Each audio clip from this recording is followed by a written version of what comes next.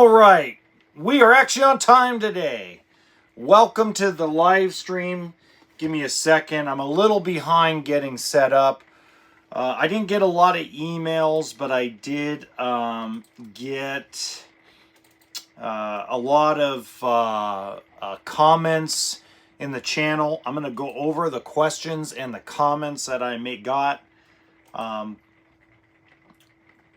So I'm also going to be recording the podcast episode tonight. If you don't know, I do have a podcast as well. I'm not going to link the two channels just because they're kind of different in a lot of respects. But anyway, here we go. Let's get started. First off, I'm going to start with the one of 4 emails I got this week. And this email is very interesting. So it starts out like this. It goes... Hi, welcome, or I'm sorry, that's what I say. Hi, I believe that I am very welcomed to ask you whether or not a citizen of Iraq can finance an RV in the United States. I have a I-10 number, which is a, I'll explain what that is if you don't know what that is. And I do work as an intern, but I'm looking to do some traveling, and I'd like to do it in a what you call a Class B motorhome. Well, first of all, welcome to the country. So a TIN number is another version of a Social Security number. So a Social Security number belongs to American citizens for the most part, and sometimes residents. An I-10 number is generally something you're given when you have a temporary visa. Maybe you're here on a work visa, something of that nature. So there's only 2 banks in the industry that do a I-10 number. One of them is a bank called Marine One Acceptance, and they're pretty good. As long as you make a paycheck stub, as long as you have some form of credit where you've financed a car before, they'll definitely do that. There are a few other, I'll call them weird lenders that will finance an opportunity as well. What you really want to do if you have a TIN number is you really want to see if you can get a personal loan through a bank that you bank with, or maybe a credit union. Somebody you have a checking account with. Start with a personal loan and go from there. Okay, so that was a great question. I don't get questions like that very often. All right, the next email is wow, that's a lot of personal information. I'm not going to give out all the personal. I'm going to go over the details of the question. Let me see if I can skip out all the personal stuff and the names. And basically the question is, we're trying to buy a Brinkley fifth wheel toy hauler that just came out. It's an amazing layout, very expensive, but they will not let me try to fit my side-by-side inside the toy hauler before I actually commit to ordering it. They are not going to let me take the one off the lot unless I pay MSRP. They're only taking orders at this time, but they will not let me try to fit my Can-Am X3 inside. I'm worried that it will not fit because of the half bath. What are your thoughts? Well, I can guarantee you, I can't name the person because that's unfair, but every single Brinkley fifth wheel toy hauler that has a 14-foot garage does not fit the 4-seat Can-Am X3 with long travel, and it for sure does not fit the new Razor 1000 4-seater Pro R. Now a 2-seater will fit in that Brinkley. I know which one you're talking about. It's got the little, pardon me, it's got the little U-shaped living room. Like a U-shaped couch living room with a big screen TV, tiny little kitchen, pretty nice looking shower though. In fact, Miles RV did a short form video on it that I saw, and from what I'm being told is really you only have 12 feet of cargo, real cargo. So even though the fifth wheel that Brinkley made is 45.5 feet long in total length, it will not fit the new 4-seat Razor Pro R, and it will not fit the 4-seat Can-Am X3. And the reason why I know this is because I do have a friend of mine that works at a Brinkley dealership, and they actually tried to put a Can-Am X3 inside all 3 Brinkley fifth wheel toy hauler floor plans, and it doesn't fit. You have to really modify and do things to your Can-Am to get it in there, and the Razor Pro R has no shot. Okay, now depending on where you live, because you didn't put where you live in the email, depending on where you live, West Coast brand fifth wheel toy haulers are going to be more of a fit for anybody that has a big side-by-side. So your Forest River Stealth, your Forest River Sandstorm, Shockwave, anything by Genesis Supreme RV, any Attitude toy haulers that are left in the market. You're talking about 1 or 2 XLR floor plans. You're talking about 2 Fusion floor plans. So you really have to be careful with Indiana-built toy haulers, because this is no offense to the Indiana brands, but Indiana brands that are built in Indiana are way behind the times when it comes to the sand car movement. Now, when it comes to motorcycles, it comes to Polaris Rangers, it comes to simpler, smaller side-by-sides, yes, they're right on top of it. But when it comes to the big West Coast, central United States movement of these Can-Am X3s, these Razor 1000s, the new Talons, they are way, way behind the times. So just keep that in mind. So your Brinkley RV stuff is really nice looking, good stuff, but it will not fit any of the new 4-seat side-by-sides. They've already tried. It doesn't work. And that's because, again, Indiana-built stuff, Indiana-built mine, no matter where it is, the guys that run Brinkley up here are still Indiana boys. And Indiana boys just can't wrap their head around the West Coast culture. They can't, okay? They can't wrap their head around the Can-Am X3 and the Razor 1000. They don't understand it. They think that it's stupid.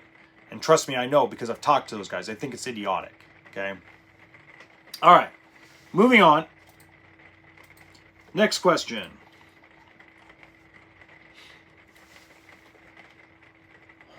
In the last 5 years, I have had to have 2 cars repossessed. One in 2019 and one in 2018. You said in a video that I have to reestablish my credit before I will be able to qualify for an RV loan. The problem I'm having is every car I try to buy since 2021 is far and out of range of my payment. An RV payment, a travel trailer payment, is a third of what most of the car payments are, even on a simple vehicle. What would you recommend to me? Because I do want to get something in the next 3 years, and I know from your financing videos that you say I need to reestablish at least 2 to 3 years of a car payment before I'll qualify. Please help me out. Well, the best thing I can tell you is, I tell this to a lot of folks, go get yourself a used car, something 12 to 15 grand, something you can finance and make the payments easily on, because right now if you go try to buy a new car or a new-ish car, even with everything going on where the car market's crashing, the interest rates and the terms of a car loan with the high prices put everything completely out of reach. So when you do a travel trailer or toy hauler or motorhome loan, even with bad credit, even with repossessions, we still have banks that will do a 12-year loan. While most of your cars are going to be 4 to 5 year terms. And then you're talking about a difference in interest rate. You're talking about 25, 26% with really bad credit on a car. You're talking about 18, 19% in an RV. Now, how that makes sense, I don't know. I don't even try to make sense of it. But here's what I would tell you. Most of the time, me personally, I can get a subprime bank to give you, if you take a $15,000 car loan right now, and you make every single payment on time for the next 2 years, and you keep your steady job, and you keep everything going, and it fits within your payment budget, we could probably get you a $20,000 or $25,000 RV loan. Okay? So don't give up on it, but don't try. The problem is a lot of people are trying to reach for a new vehicle. Screw the new vehicle right now. Buy a used car to reestablish your credit if you have repossessions or bankruptcies. Don't sit and try to go buy a new car that's outrageously priced. Okay? Because, and you have to think, even with all the discounts and rebates and stuff that the car industry is offering right now, your payments are still astronomical. Okay? All right, the last question, then we're going to get into comments.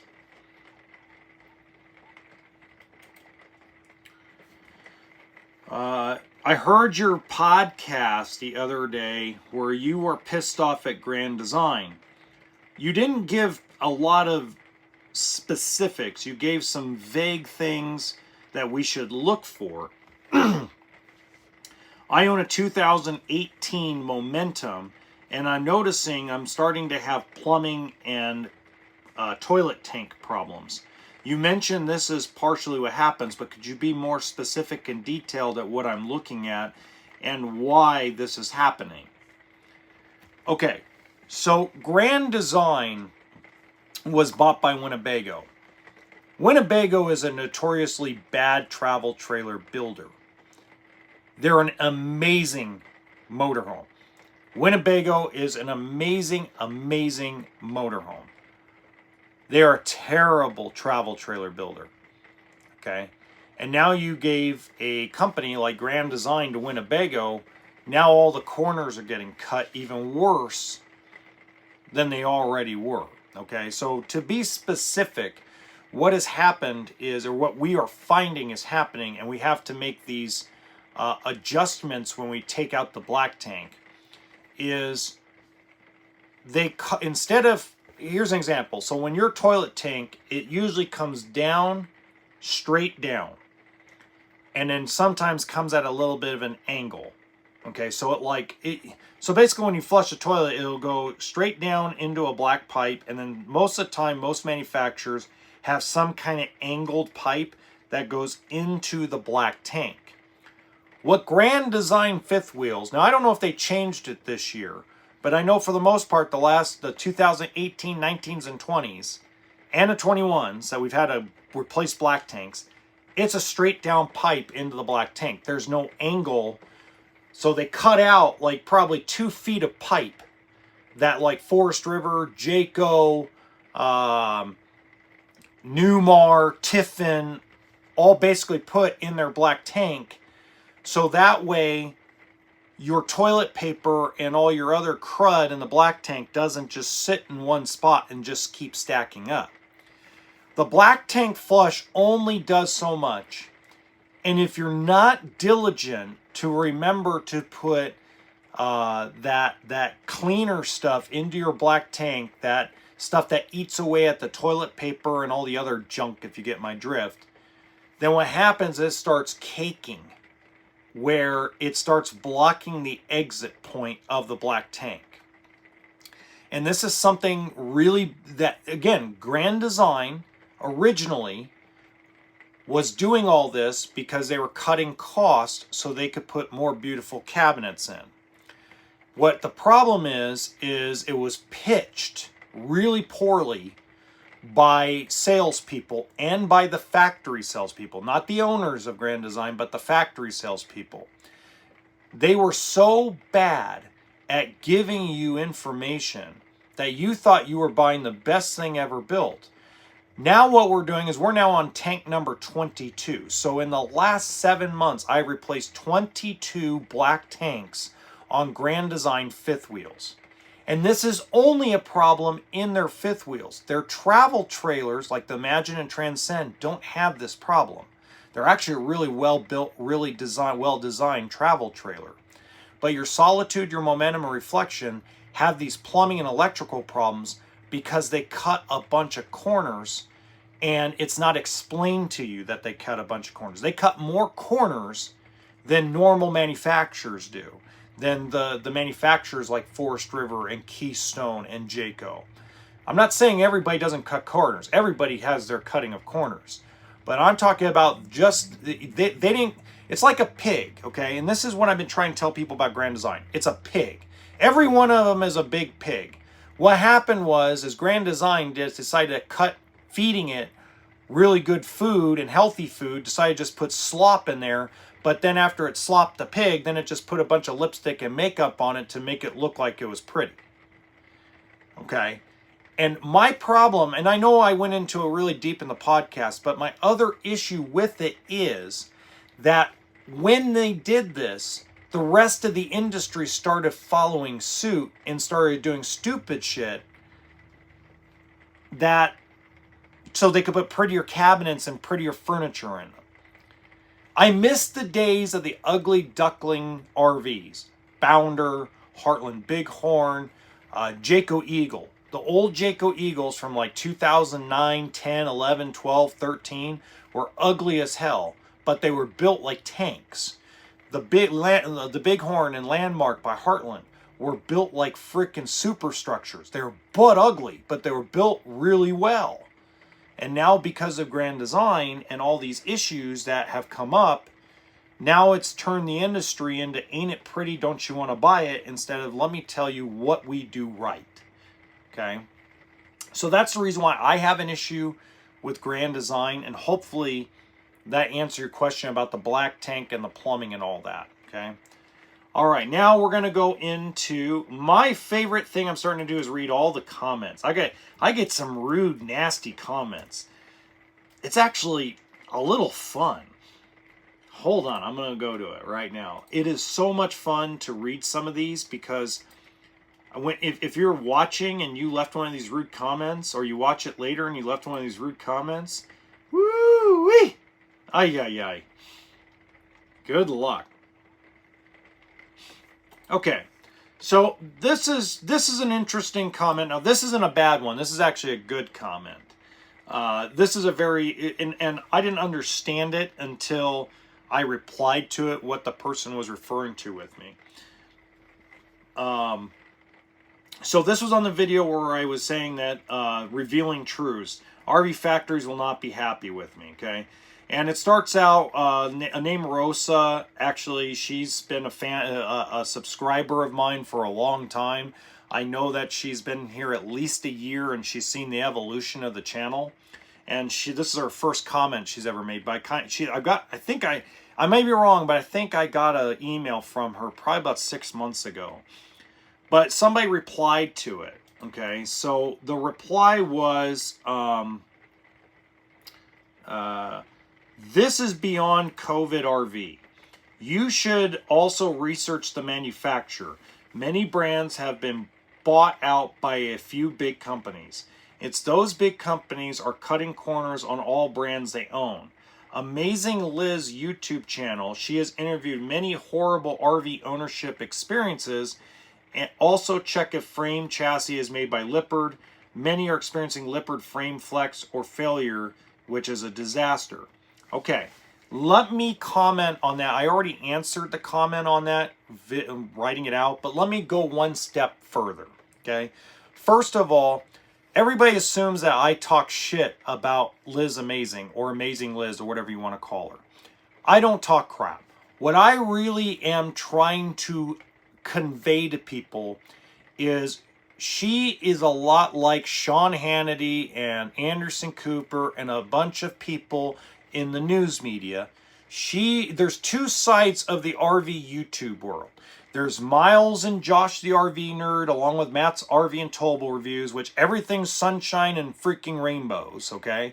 And then there's Liz Amazing and RV Wingman and a bunch of other people that are older and everything's bad, everything's horrible, RVing is stupid, RVing's horrible. So there's two sides to this thing, and then I'm stuck in the middle because I'll tell you all the positives and negatives. So Liz Amazing, or Amazing Liz, or whatever she calls herself, gets paid monster amount of money to basically everything she says is negative, negative, negative, negative, negative. It's all negative. I have yet to see in 2 years of watching all of her videos, her interview one of the huge super majority of RV owners that are happy with their rig. She only interviews people that are having a really bad experience. And then what I come to find out, talking to my manufacturer friends and talking to friends of mine in the dealership side, probably half of the cases that this lady's talking about, it's not the full story. So she does not give you the full story or the full example what's going on. I don't knock her for it. I'm a capitalist. I am a straight out capitalist. If Liz Amazing is making money hand over fist, only exposing the dark side of the RV business, I'm with her. Hey, I'll give you a high five. If I saw her in person, I give her a high five and go get that bag, girl. Go make that money. Okay? But there's another side of it, which is the full disclosure of what the RV business is. So just imagine this, folks. She has over 385 videos in the last 3 years. And this is why this is not a negative. This is not a knock. This is just all 385 videos are nothing but negative information. That's all it is. It's all negative, negative, negative, negative. Okay?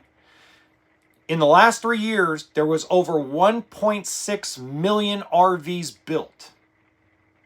So 385 cases of extreme problems versus 1.6 million that were built. So just take with what you... I'm not saying stop watching her. Watch her. We need people like her. We need the people like Liz Amazing to also be a dick about things. We also need the sunshine and rainbows like Josh the RV Nerd and Miles and Matt. And we need the guy like me in the middle. Because everybody needs to have a little bit of everything. So we're all a necessary evil, right? In a lot of respects. So, first off, Lippard builds over 5 million frames per year. It doesn't matter. You can build 5 million of anything.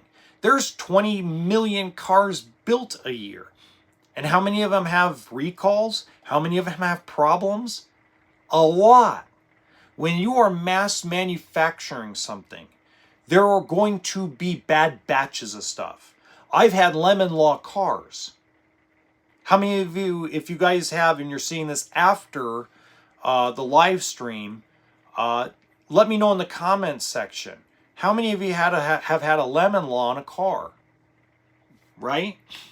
So I responded, Liz Amazing only focuses on the bad side of the RV business.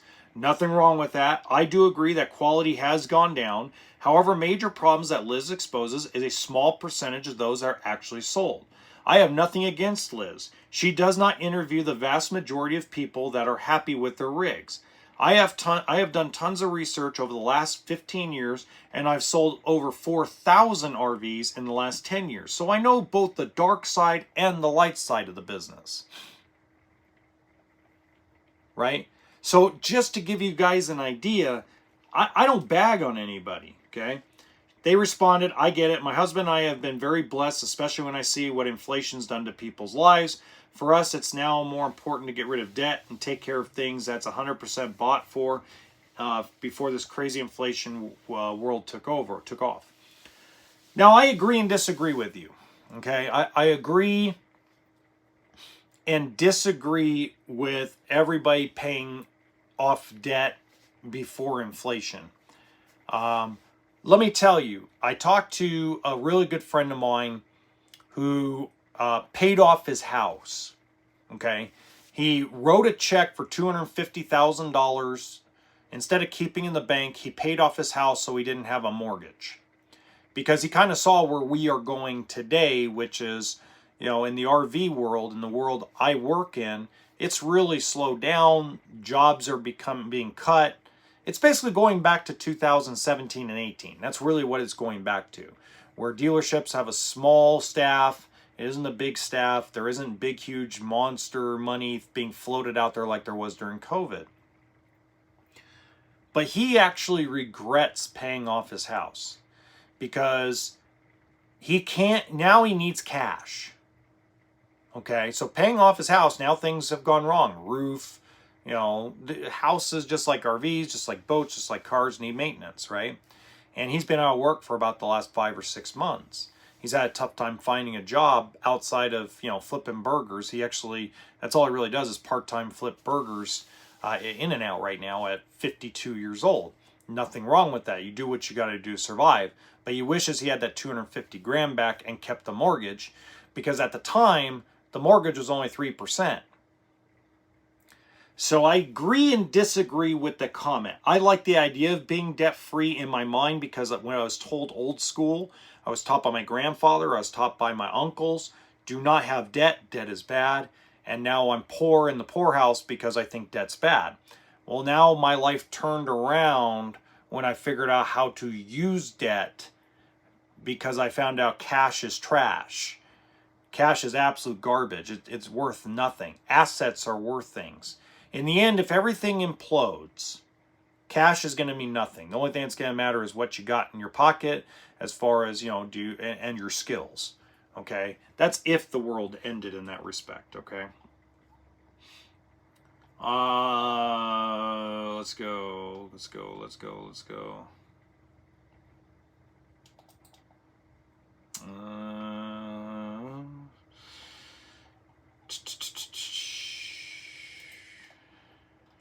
This was a great one. This was a great conversation piece. I wish I had that over direct message, but I'm glad everybody got to see it. Same video. What do you think the market will be like at the end of the year? I have no trade in. So I said, and I'm going to read the reply, and then I'm going to go a little bit deeper into my answer, okay? So my answer to her was, I think dealers will raise prices to be profitable once it hits March or April of this year, 2024. I think the days of dealerships taking losses on selling inventory, especially 2023 year model stuff, has a tight window of January and February. Okay, so let me explain that for a second. First off, I'm going to give you a comment that my boss made to the entire group, all 7 dealerships. Okay. By the way, if he's watching this, you're awesome, brother, and I miss playing golf with you lately. But he said to me something very interesting, and said it to all of us, that he's only going to take the losses for so long. There's going to be a point in time where every single dealership, it doesn't matter if Camping World, it doesn't matter if it's Bish's, Lazy Days, General RV, Ron Hoover in Texas, Bobby Combs in Idaho, Oregon, and Arizona. It doesn't matter if it's Curtis Trailer in Oregon or Apache Camping in Washington State. It doesn't matter who it is. There is going to come a point in time where the dealerships are going to have to start making profit on deals again. And I believe that these are going to be, this is show season right now, January and February.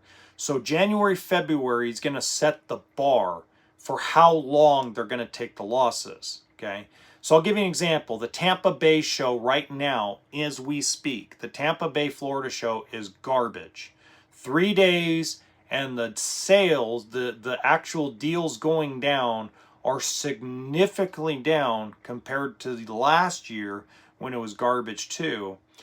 And I think there's several reasons for that. I'll go into that a little bit later here in this stream. But the reality is those dealerships are looking at that and going, you know what? It doesn't matter if we're losing money, people are not buying. So they're going to turn around. If show season doesn't change, And there's several more shows. That's why I said February, because there's several more shows. You still have Portland, Oregon. You still have San Antonio, Texas. We still have Miami-Dade, Florida, etc. We still have Athens, Georgia. We still have a lot of shows going on that are going to be out there right now, especially on the East Coast and the West Coast. But if the show season doesn't turn around, like I don't think it'll turn around, I think by the time March 1st rolls around, dealerships are going to go, if we're only going to sell, let's say my store, if I'm only going to sell 120 units for the year, then forget it. I'm not going to take any more losses. I'm going to raise my prices back to profitability, sell my 120 units, and call it a day. Okay, I'm going to make money. But if somebody comes up and tells me, you know what, we're going to be able to get you 200 to 300 units sold this year, then that's going to expand probably how long I'm going to take losses for. So pretty much what's going to happen at that point is, if you, let's say I did 25 deals this month in January, okay, which I'm not going to. I'm probably going to do 15 if I'm lucky. But let's say I'm going to do 25 deals this month, okay, and then I do 25 deals in February. That's more than I projected. Then I probably will carry over into March and say, okay, I'm going to stick with a few losses on some of these to move some aged inventory. But if that doesn't happen, then I'm going to raise my prices back up to profitability so I can pay the bills, so I can pay the rent, so I can pay the electricity. Just the same reason why you go to work every day, whether you own your own company or whether you are a paycheck employee. The reason why you go to work is to make money. The reason why a dealership is in business is to make money. And for the last 19 months, dealerships have not been making money. So at some point, it's going to change. And I believe that change is going to happen March 1st. If we're lucky and show season really does well, then it might expand into April 1st. Okay? Now, don't be fooled by this 2024 stuff. There's one company out there that's supposedly selling stuff at invoice that are 2024s. That's invoice plus freight, plus PDI, plus their markup, plus pet prep, plus title. You're still paying $6,000, $7,000, $8,000 over invoice for, let's say, $100,000 fifth wheel. So you have to understand there's a profit margin that needs to be made on 2024 inventory in order to counteract the losses we're taking on 23s. And that profit margin is around 8%. Now, most people go, there's no way. You're only making 8%? Yeah, there's not that much of a markup. Most of the markup in an RV is all fake. It's all freaking fairy dust. Just like the markup at the grocery store when they say it's 50% off a sticker or it's 75% off sticker. It's all a marketing ploy.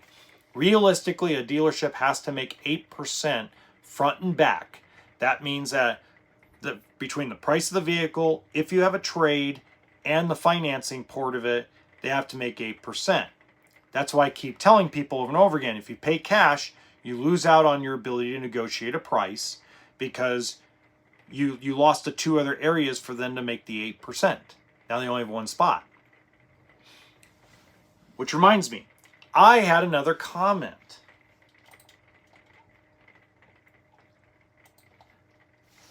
Here's the comment. This made me laugh. I would never buy from anybody like you. You are a big pile of crap. You know that, right? If you're going to turn away cash buyers and not give me a better price than someone financing, then you don't deserve my business. I'll take it somewhere else, and I'll find someone that'll do it.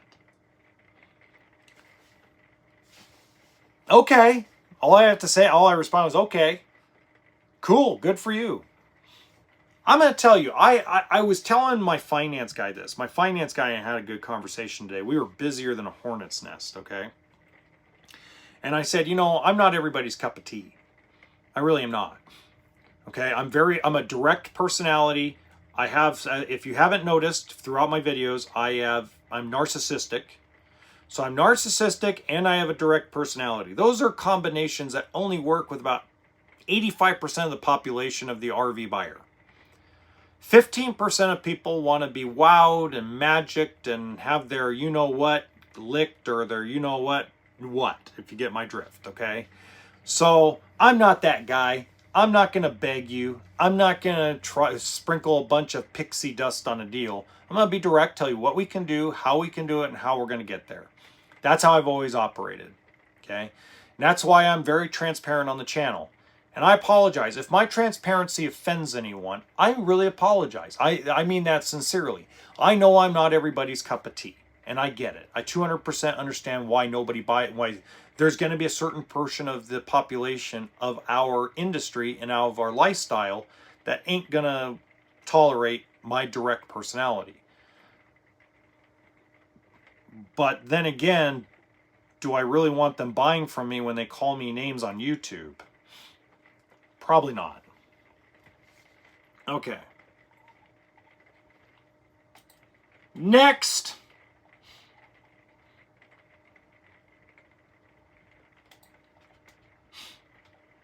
This was a great one. This is probably one of my favorite comments this week. This was great. I love this. It says, you have to read and educate yourself before buying anything. Very simple, direct comment, and I love it. And I have a reply. And that reply is, I replied to him and said, I agree with your statement 100%. The problem is there's a lot of bad information on the internet about RVs in general. More people speak on emotion than fact, unfortunately.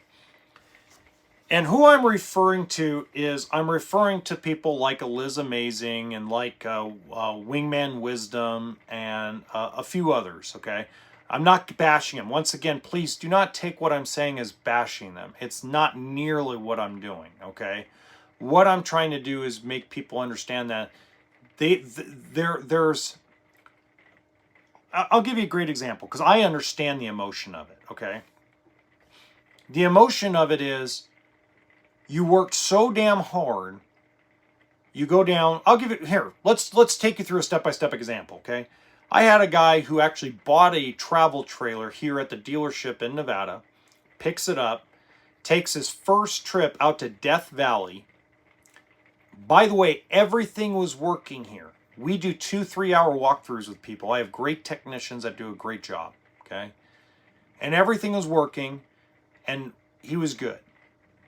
So he goes on to some bumpy road, went through a pothole and divot.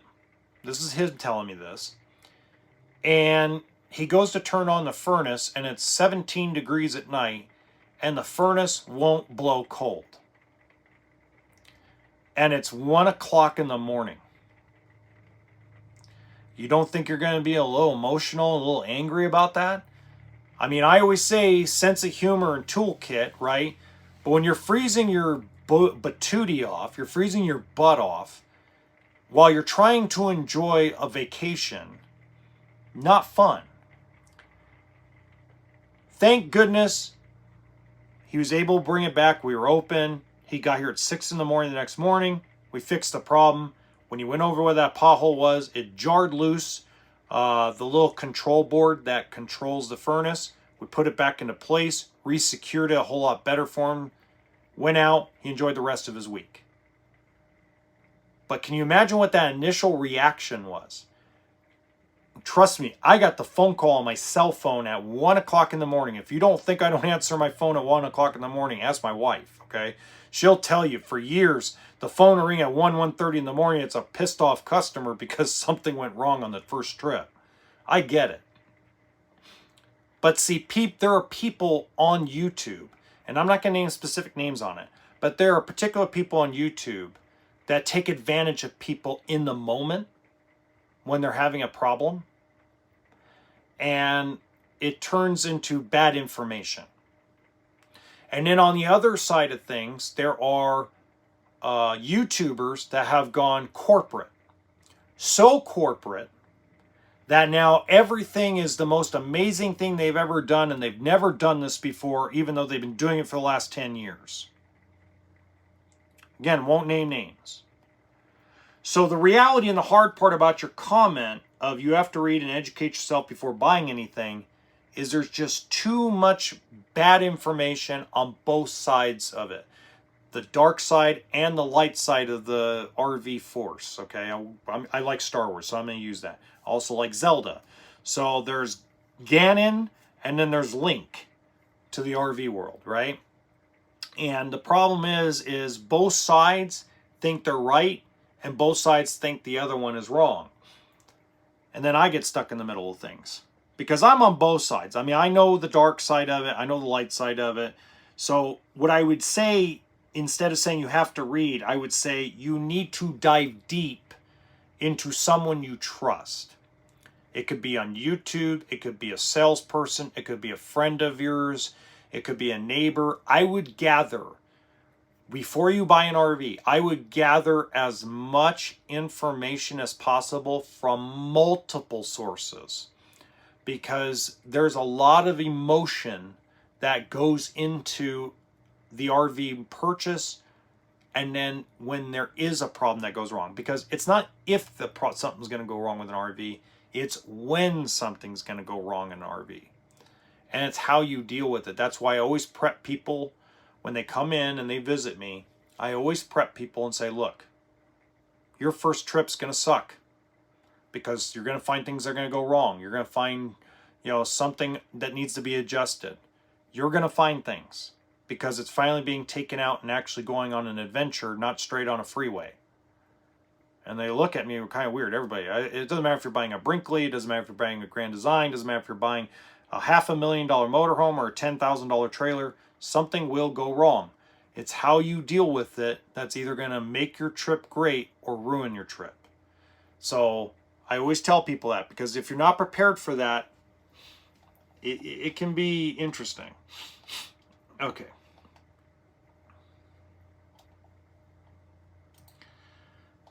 Okay, so this is something very different, and I want to read this comment, because this comment to me gives me hope that dealerships are actually doing the right thing.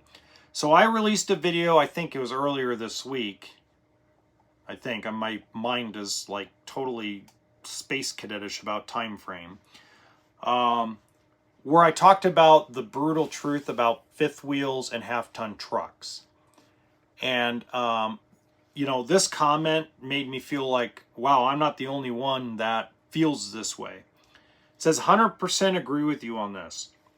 The first thing our dealer did when we picked out a camper, and they're talking about a fifth wheel, okay, was pulling our VIN number on our truck to see the payload and towing capacity. We were good, so they sold us the camper. Told us they won't sell unless your vehicle could safely tow the camper we wanted. We had an older truck, an F-150 at the time of purchase. We eventually upgraded our truck anyways to F-250. Now we have more payload than we need. Okay. Now, the reason why I have hope is because I would have never sold them the fifth wheel. Let's start with that. I won't sell a fifth wheel to any half-ton truck. I don't care if you put 20 grand into it to upgrade things. I will never, ever sell a fifth wheel to a person with a half-ton truck. Ever. I did it one time. Lady, the customer ended up in a wheelchair, totaled his fifth wheel, totaled the truck.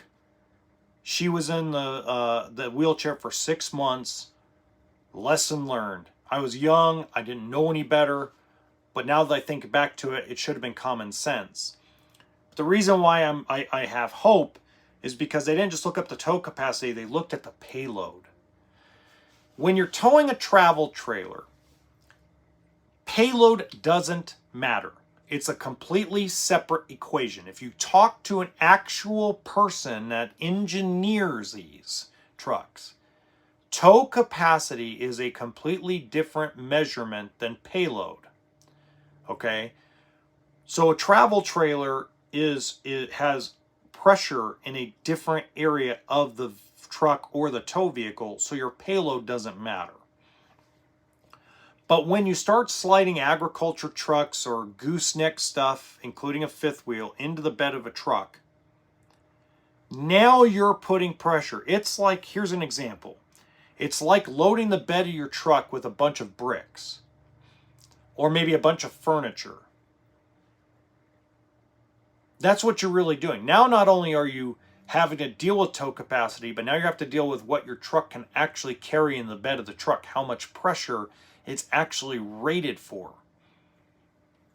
So that made me feel better. I would have never sold it to him, but that makes me feel really good. So thank you for leaving that comment. I love these stories. By the way, if you've watched it all the way to this point, 45 minutes, and you're you're either watching this after we stream it or you're watching now, thank you guys for all the comments and all the stories. You don't understand how motivated I am.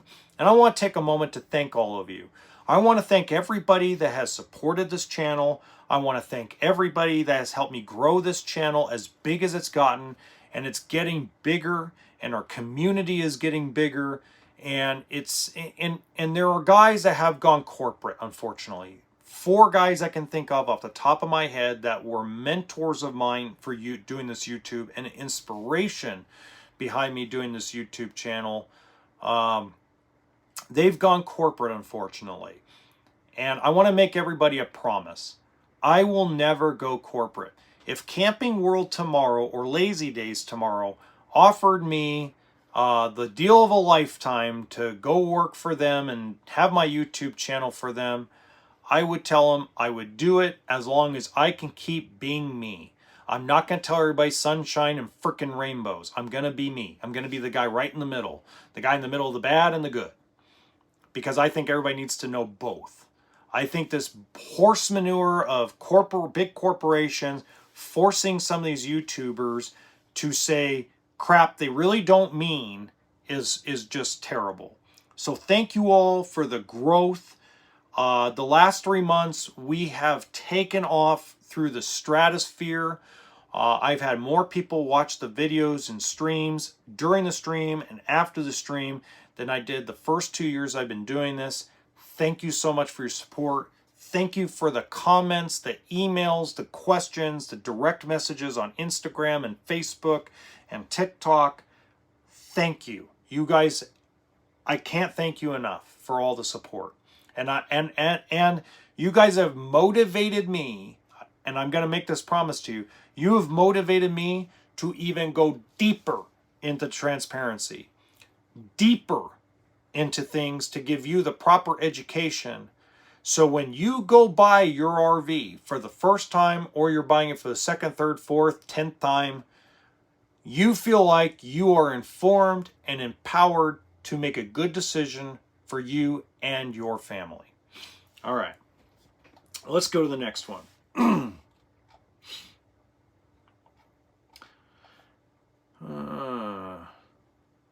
I'm gonna read. Hey, here's another. Hey, this is great. This is on the same fifth wheel comment.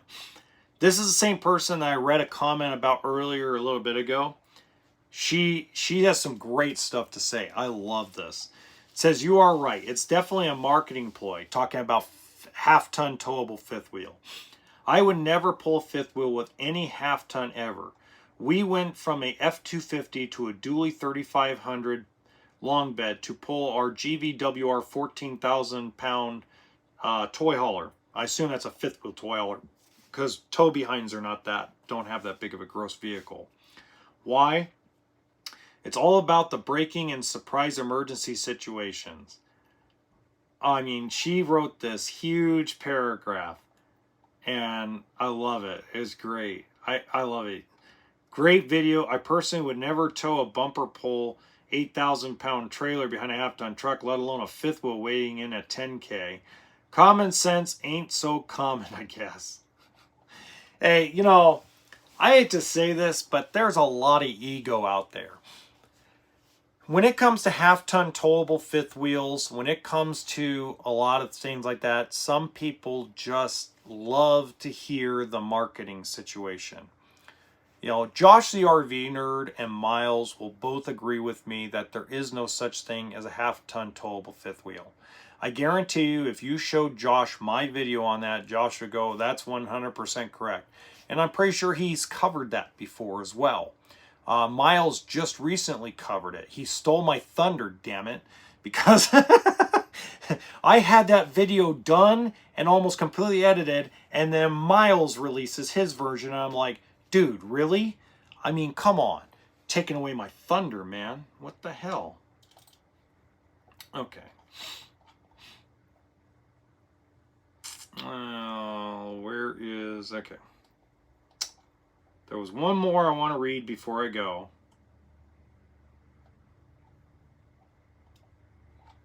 Okay. You are a complete idiot. You really need to eventually just get to the frickin' point. And it was freaking. It wasn't anything else, because if it was any other number, letter, any word but freaking, it would have been removed. Your information you are giving sucks. Everybody knows everything that you're telling them. Why are you even doing this video? So these are, and by the way, I'm going to keep that there. I'm going to keep that negative comment there because I don't care. It doesn't bother me. But the reality is even if you're educated already and you know absolutely everything and cannot be taught anything new, not everybody has that same education. That's a fact. Not everybody has the education because it's not something you do 4 and 5 and 6 times in your lifetime before you're 30. Okay? So most people between the ages of 18 to the time they're about 30 go through between 3 and 6 car transactions. If you're a person that likes to lease cars, by the time you're 30, you're an expert in leases. By the time you're 30, you're an expert in negotiating cars. Most people are not buying their first RV till after they're 30. And most people go into it thinking it's a car loan or assume it's like a car. So when you get the education or you have the ability to do research and research channels like mine, channel like Josh the RV Nerd and Miles RV and Matt's RV and Towable Reviews, and even Liz Amazing and Wingman Wisdom, okay? When you get all this information that's put out there for you, that is by people actually working in the industry. Now, what I'm referring to is there are a lot of moron YouTubers out there that have never sold anything in their life, but they have a channel about the RV business. They never even turned a wrench in their life to even build one or work on one as a professional. And yet they're experts in the industry because they lived in a trailer or fifth wheel for 2 years. So when you have good information from people that actually work on the ground in the industry that are willing to be as transparent as a lot of us are, then it makes it easier for someone that has that want for the knowledge. So don't give people like me and these guys crap. We are out here to help supply education in an industry that has very little actual real info. There isn't a truerv.com yet. 30 years from now, probably. There's probably close to 1 million websites, vlogs, and databases on cars in general. There's maybe a small fraction of that is real information about RVs. And one of the things I'm trying to refer to too is because people always are trying to ask me for blueprints. Yeah, they don't have blueprints. And by the way, every RV, you can have 2, and I'll use Grand Design as an example because I'm going to use the Imagine as an example because I've had 3 Imagines that are the same floor plan on my lot. The 220 RBS, which is a discontinued floor plan, but we had 3 of them on the lot at one point. One was a 21, one was a 22, and one was a 20. Identical colors, identical interior, identical appliances. Everything was really the same. But all 3 of them were wired differently. And I'm not shitting you. It is crazy. Like, you have 3 of the identical floor plan, 3 of the identical coach built out of the same factory. They were built maybe a year apart of each other, a year and a half apart of each other. And they're all 3 wired differently. And by the way, Grand Design Imagine isn't the only ones that do that. Okay, there are other manufacturers. Every manufacturer does that. Jayco does it. Forest River does it. Coachman does it. Tiffin does it. Newmar does it. Not every single coach is wired and built identically to each other. And that's where some of the quality problems come into play. Those quality problems that Liz Amazing, or Amazing Liz, whatever you want to call her, that's why there's channels like hers. Because the quality and the build isn't the same going down the line because it's built by human beings. They're not built by machines. Nor are they ever going to be built by machines. Okay. Now, if you're watching this after and we made it this far, thank you so much. Please don't forget to subscribe to the channel and like the live stream, or in this case, like the video. And in the description box afterward, if you want to support the channel financially, I'm going to put a link to the new Alloy Man power scrubber that we personally use here on the lot to clean the fronts of motorhomes to get all the bugs off the windshield stuff. It was pretty impressive for being a Chinese-made product, for being a non-mainstream power tool. We actually were shocked at the quality of it. I was very skeptical, but shoot, if you're going to ship me something for free, I'm in. You may not like what I have to say about it, but I'm in. I'm going to put my Amazon affiliate link in the description box along with all my contact information as I normally do. And then also I'm going to put a playlist together, another link to a playlist full of a couple of videos that I did over the last couple of months. That go over a lot of what's going on in the industry if you have missed that. Like next time, Saturday nights at 7 p.m. Pacific time, we will be live for almost an hour. I'm going to cut this one a little short because I'm running out of battery. And I think I recorded this on the podcast, so that means I got to edit that sucker too. Until next time, happy camping. Remember, RV stands for toolkit and sense of humor.